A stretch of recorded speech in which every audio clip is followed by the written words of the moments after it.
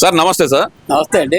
దాదాపుగా ఏదైతే కనుక శాసన మండలి సమావేశాలు కానీ శాసనసభ సమావేశాలు కానీ మొదలైన దగ్గర నుంచి శాసన మండలిలో జరుగుతుంది ఒకటే ఒక రచ్చ, కల్తీ నయం మీద చర్చ జరగాలి అని. మరి నిన్న చర్చ స్టార్ట్ అయింది. ఆ చర్చలో వైసీపీ సభ్యులు ప్రవర్తించిన తీరును అసలు ఎలా చూడాలంటారు? వాళ్ళకి చర్చ జరగాలంటారా కానీ చర్చ జరగాలని యాక్చువల్గా వాళ్ళ మనసులో ఉంటే కదా, వాళ్ళకి దాని మీద ఇంట్రెస్ట్ ఏమి లేదు. వాళ్ళకి ఏంటంటే దీన్ని అడ్డం పెట్టుకొని ఏదో సాధిద్దామనే ఉద్దేశంతో తప్పితే, వీళ్ళని అప్రతిష్ట పాలు చేయాలని చెప్పి వాళ్ళ ఉద్దేశం తప్పితే వాళ్ళకి నీతి నిజాయితీ లేదు.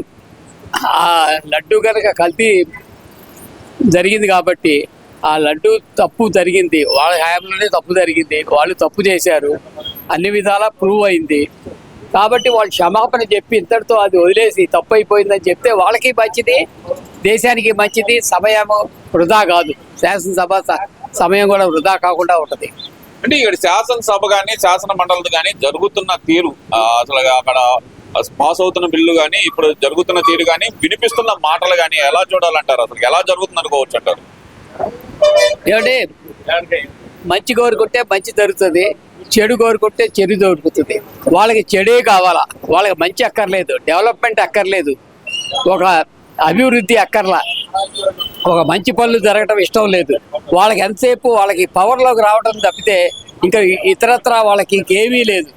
వాళ్ళకి ఎట్టి పరిస్థితుల్లో వాళ్ళ పవర్లోకి రావాలా, వాళ్ళకి పవర్ అనుభవించాలని తప్పితే ఏకైక ధ్యేయం అది. తప్పితే వాళ్ళకి సుపరిపాలన కావాలని కానీ, రాష్ట్రం డెవలప్మెంట్ కావాలని కానీ, విద్యార్థులందరికీ మంచి చదువులు చదివి మంచి ఉద్యోగాలు చేసి అభివృద్ధిలోకి రావాలని ఆ కోరికలు ఏమీ లేవు వాళ్ళకి. వాళ్ళకి కావాల్సిందల్లా వాళ్ళకి రాజకీయం. వాళ్ళ పార్టీ వాళ్ళ నాయకులు కూడా అడుగుతున్నారు, నేను ఏమంటే మీ పిల్లలు చదువుకోకుండా, మీ పిల్లలు చదివిన తర్వాత ఉద్యోగాలు లేకుండా గాలిగా తిరిగి గంజాయి బ్యాచ్గా తయారైతే మీకు ఇష్టమేనా? మీ పిల్లలు హాయిగా ఉద్యోగాలు చేసుకొని పైకొచ్చి మీ కుటుంబాలు ఉన్నత స్థితిలోకి వెళ్ళడం మీకు ఇష్టమా? లేక గంజాయి తాగి రోడ్డు మీద చిల్లర రౌడీజం చేసుకొని చిల్లర బతుకులు బతకడం మీకు ఇష్టమా? ఆలోచించండి. మీ భవిష్యత్తు, మీ పిల్లల భవిష్యత్తు, మీ కుటుంబ భవిష్యత్తు, మీ చుట్టుపక్కల వారి భవిష్యత్తు, మీ బంధువుల భవిష్యత్తు, రాష్ట్ర భవిష్యత్తు, ఇవన్నీ ఆలోచించండి. అంతేగాని ఎంతసేపు పవర్లోకి రావాలా, డబ్బు దోచేయాలా? మీరు పవర్లోకి వచ్చి ఏం చేశారు? ఏదన్నా ఒక మంచి పని చేశారా?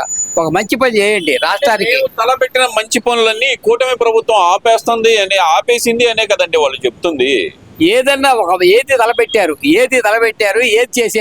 ఏం చేశారు? మీరు కుప్పం వెళ్ళారు, లారీలో ఓ ట్యాంకర్ తీసుకెళ్ళి నీళ్లు పోసి అక్కడికి వెళ్ళి ఓపెన్ చేసి నీళ్ళు వచ్చేసాయి కాలంలో అని చెప్పి అబద్ధం చేశారు.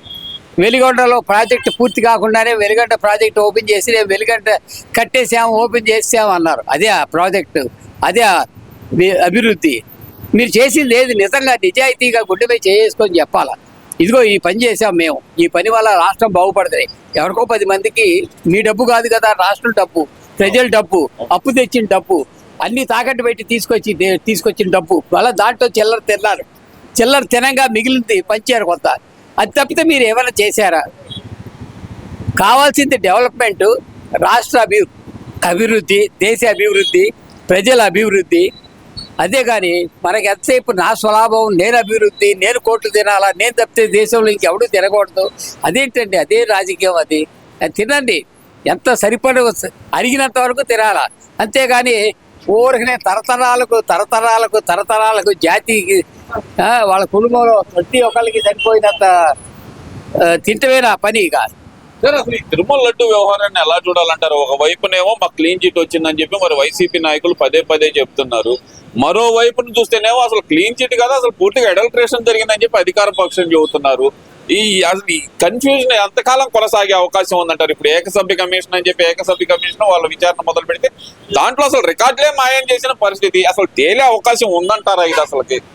ఏమంటే నిజాయితీగా ఆలోచిస్తే చూస్తే కల్తీ జరిగిందని అందరికీ తెలుసు, వాళ్ళకి తెలుసును, వేరే వాళ్ళకి తెలుసును, ప్రపంచం అంతా తెలుసును. కల్తీ జరిగింది. ఆ కల్తీ జరిగిన దాన్ని కల్తీ జరిగింది, అయిపోయింది, తప్పు అయిపోయింది అని చెప్పి ఒక మాటతో ముగిస్తే సరిపోద్ది. కానీ ఇక దీన్ని ప్రొలాంగ్ చేసి ఎంతకాలం ప్రొలాంగ్ చేస్తారు? దానివల్ల ఏమైనా లాభం ఉందా? ఎవరికి లాభం లేదు. రాజకీయ లబ్ధి కోసం తప్పితే వెంకటేశ్వర స్వామి మీద అత్యంత భక్తి విశ్వాసాలు కలిగింది జగన్మోహన్ రెడ్డి గారికేను, చంద్రబాబు నాయుడు గారికి భక్తి విశ్వాసాలు అసలు యాడున్నాయి? ఉంటే గనక దీని గురించి అసలు మాట్లాడతారా బయట అనే మాట కదా వాళ్ళు చెప్తుంది. ఆయనకి భక్తి చాలా ఎక్కువైపోయి ఓవర్వెల్మింగ్ భక్తి అయిపోయి ఆయన భక్తి ఎవరి మీదో ఎక్కడో ఆయన భక్తి ఎవరి మీద ఉందో, ఆయన ఏ మతం మీద ఉందో, ఏ జాతి మీద ఉందో అందరికీ తెలుసును. ఆయన భక్తి ఆయన్ని మనసులోనే పెట్టుకోమనండి. ఉంటే యువతల వాళ్ళ భక్తిని ఎక్కించపరచవద్దు. మన భక్తి మనదే. ఎవరైనా సరే మన దేవుడు మనదే. మన దేవుడిని మనం కొలుచుకోవాలా. ఇతర మతస్థుల్ని ఇతర దేవుళ్ళని గౌరవించాలి. కానీ మా దేవుడే దేవుడు, వేరే దేవుడు కాదన్నట్టు మా దేవుడు తప్పితే వేరే దేవుళ్ళు వాళ్ళ ఆచారాలని వాళ్ళ పద్ధతుల్ని అవమానపరిచి దానివల్ల నేను లాభం పొందాలనుకోవటం, ఆ గుళ్ళని పగలగొట్టడం, విగ్రహాలు నాశనం చేయటం, ఇవన్నీ ఎవరి హయాంలో జరిగాయి అందరికీ తెలుసు. ఎవరు జరిపించారు, ఎవరి హయాంలో జరిగాయని. అవన్నీ అనవసరమైన మాటలు. ఎందుకని ఈ తిరుమల లడ్డు అంశంలో మాత్రమే ఆ చంద్రబాబు నాయుడు గారిని టార్గెట్ చేస్తున్నారు? అసలుకి వెంకటేశ్వర స్వామి అంటే కనుక భక్తి ఉన్నట్టయితే కనుక ఈ విషయాన్ని బయట పెట్టేవాళ్ళు కాదు, ఇంటర్నల్ గా విచారణ చేసి ఇంటర్నల్ గా చర్యలు తీసుకునేవాళ్ళు. ఇది చంద్రబాబు తప్పే. పూర్తిగా అసలుకి భక్తుల విశ్వాసాలతో ఆడుకుంటున్నాడు చంద్రబాబు నాయుడు అనే మాట అయితే వినపడుతుంది కదా సార్ మరి వైసీపీ దగ్గర నుంచి. వాళ్ళ ఉద్దేశం ఏం లేదండి. ఇది హిందువులందరూ ఇది గుండెకి తీసుకున్నారు, మనసుకు తీసుకొని ఈ ఓటింగ్ జరిగినప్పుడు హిందువులందరూ వారికి యాక్టివ్గా ఓటేయరు. హిందువుల ఓట్లు అన్నీ పోతాయి కాబట్టి ఈ హిందువుల ఓట్లను ఎలాగైనా కాపాడుకోవాలనే ఉద్దేశంతో ఈ రభస అంతా తప్పితే హిందువుల మీద ప్రేమ కాదు, దేవుడి మీద ప్రేమ కాదు. అది వాళ్ళ మనసులో నైజం. సార్ ఇప్పుడు వాళ్ళు కూడా అంటున్నారు సార్, ఇప్పుడు మన గుంటూరు సంగతే తీసుకుందాం సార్, అంబటి రాంబాబు గారిని. ఆయన అంటుంది ఏంటంటే కనుక రోజుకు ఒకళ్ళు వచ్చి పరామర్శ చేయటం, రోజు ఒక ప్రెస్ మీటు, మేము ఎవరికి భయపట్టలేదు, కాపుల మీద టార్గెట్ చేశారు. ఇదే విధానం జరుగుతుంది. నిజంగానే కాపులను టార్గెట్ చేశారు అనుకోవాలా ఒక అంబటి రాంబాబు గారిని అరెస్ట్ చేయడం తోటి? ఏమంటే ఒక కులాన్ని ఎవరు టార్గెట్ చేయలేదండి. అసలు అంబటి రాంబాబు గారు బూతులు మాట్లాడకపోతే అసలు ఈ గొడవ ఏది లేదు కదా. ఈ గొడవే లేదు. గొడవ ఎందుకు వచ్చింది? ఆ కులంతో రాలేదు కదా. నువ్వు బూతులు మాట్లాడటం వల్ల వచ్చింది. బూతులే కులమా? నీ బూతే నీకు నాశనం. నీవు ఏ నాడైతే బూతులు తిట్టావో ఆ రోజునే నీ మీద దాడి జరిగింది.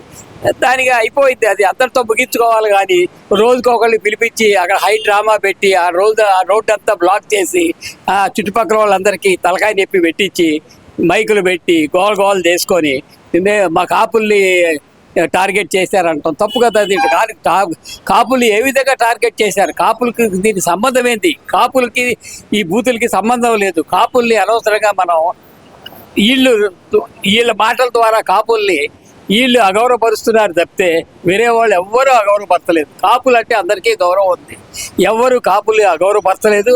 ఒక్క అంబటి రాంబాబు ఆయన ఫాలోవర్స్ వాళ్ళు ఆయన దగ్గరికి పరామర్శకు వచ్చి ఏదో వచ్చాం కదా ఏదో వాగాలని చెప్పి వాగినోళ్లే అవమానపరుస్తున్నారు తప్పితే అసలు ఈ కాపులకి దీనికి సంబంధమే లేదు. ఇష్యూలో కాపుల్ని ఇన్వాల్వ్ చేయడం చాలా తప్పు, పాపం. 2029లో మేము రాగానే డిజిటల్ బుక్ లో ఉన్న ప్రతి ఒక్కరికి తీవ్రమైన శిక్షలు ఉంటాయి అనేది ఒక వార్నింగ్ అయితే ఇస్తున్నారు కదా, మరి దాన్ని ఎలా చూడాలంటారు? ఈ వార్నింగ్లు ఇచ్చే ఇలాంటి వార్నింగ్లు ఇచ్చే నాశనం అయిపోయారు. ఇలాగ వార్నింగ్లు ఇస్తా పోతుంటే ఇక వచ్చే 11లో ఒక్కొక్క వార్నింగ్ ఒక్కొక్కటి వచ్చినప్పుడు ఒక్కొక్క సీటు పోతా ఉంటుంది. వాళ్ళు నా ఉద్దేశం ఏంటంటే వాళ్ళు నోరు మూసుకొని ప్రశాంతంగా ఉంటే రాష్ట్రం ప్రశాంతంగా ఉంటుంది, వాళ్ళకి ఓటింగ్ పెరుగుతుంది. అంతేగాని చిల్లర వాగుడు వాగి చిల్లర తిట్లు తిట్టి ఆ గోల చేసి ఈ గోల చేస్తే వాళ్ళు నష్టపోతారు, ఇంకా నష్టపోతారు.